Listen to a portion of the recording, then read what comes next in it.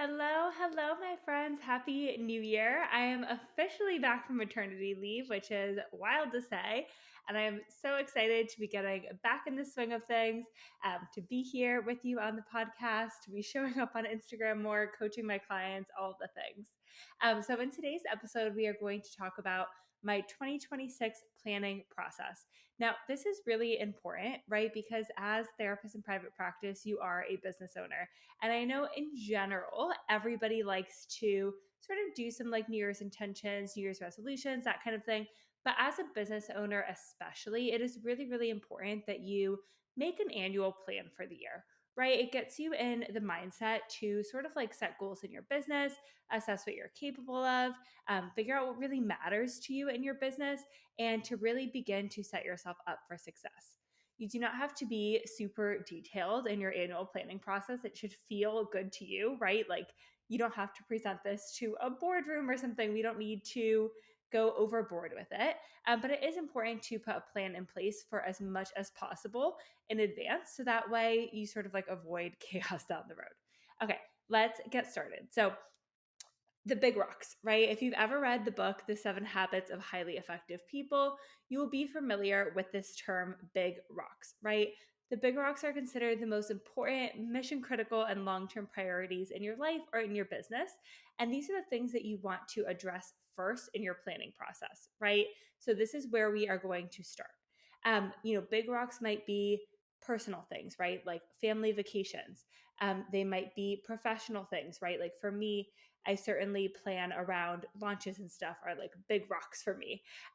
So it can be a combination, but you want to make sure that, you know, you sort of pick these and that you have these big rocks in place before we dive into everything else.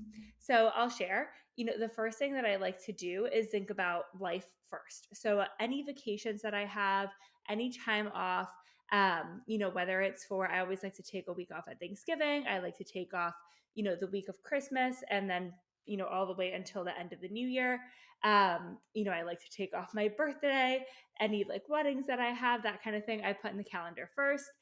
I also like to travel a fair bit internationally normally. I'm TBD on what that will look like this year with a newborn.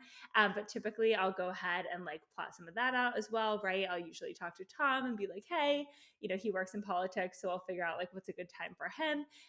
In order to travel, I'll talk to my sister. She's somebody I like to travel a lot with typically, and just sort of get some stuff on the calendar with life first, right? And then I think about launches because those are a really important element in my business. So I generally like to launch the Reels membership 2 to 3 times a year, and I launch the Private Practice Academy bundle 2 to 3 times a year as well. And then sometimes I have other launches as well, right? So like I launched this podcast in 2023. So that was like a big launch. Sometimes I'll do different like podcast pushes to sort of increase listenership. I'll launch a mastermind occasionally, or I'll plan to open up some one-on-one coaching spots. So any other like sort of big promotional pushes in the business, I will map out. And I like to have a general plan in place, but not be super rigid.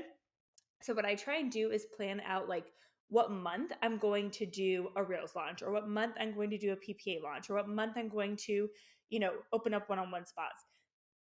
But I won't pick like exact dates for when the cart will open and when it will close and when I'll do all that stuff until it gets closer, right? When I'm about 3-4 months out, I'll actually pick these specific dates.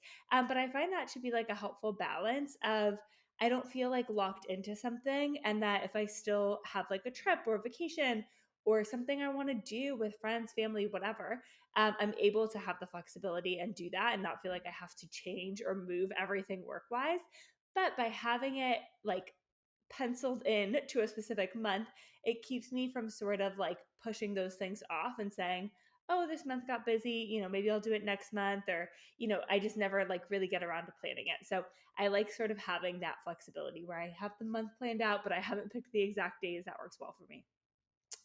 So that's sort of like what things look like for me in terms of balancing like the personal and the professional and kind of getting those things on the calendar.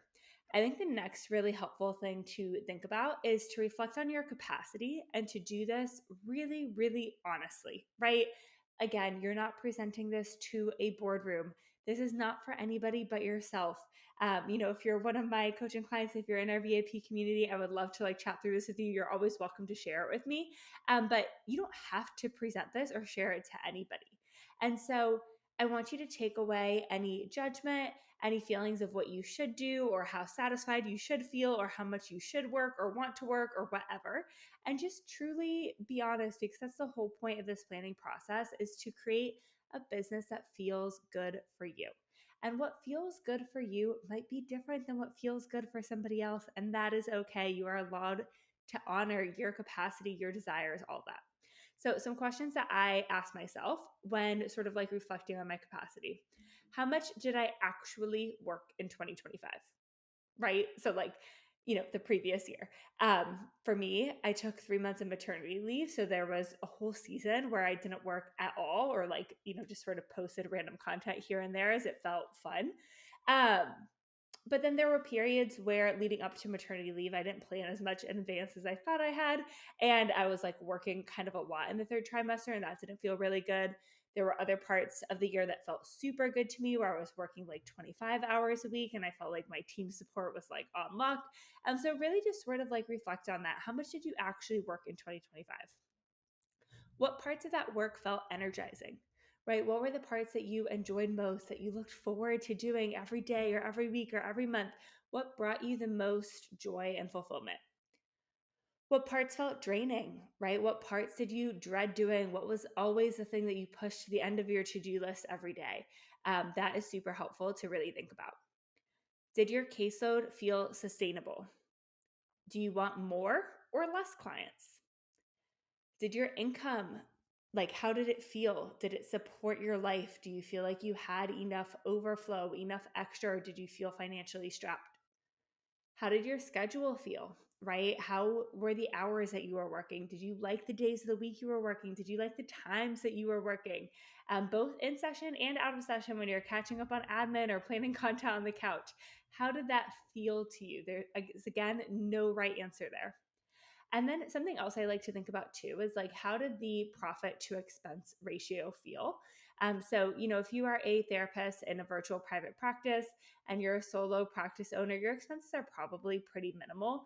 But I think it is helpful to assess this. It's something I've certainly spent a lot of time on as my business has continued to grow, because I've invested a lot more in team and I've been, focused on scaling my business while also scaling back my time. So my expenses have increased pretty drastically over the past few years. And so something I always like to assess is how does that feel to me? Does that still feel worth it? Do I still feel supported by my team? Do I still feel like, for the amount that I'm working, for the mental energy I'm putting into this, that the amount that I'm taking home still feels really good? So those are some questions that I would think about. And don't just rush through this, right? Don't just listen to this podcast episode and be like, okay, I'm done, right? Take out a piece of paper, write some of this stuff down, journal with it, really get honest with yourself and think about it. Okay, then once we've done that, right, we've kind of addressed what are our big rocks, what are the things we want to focus on. We've thought about how the last year felt and maybe what we want to feel differently. Then we are going to set SMART goals. Right now, I know that as therapists, we are all very aware of SMART goals: specific, measurable, achievable, relevant, and timely. But I want to give you some examples, right?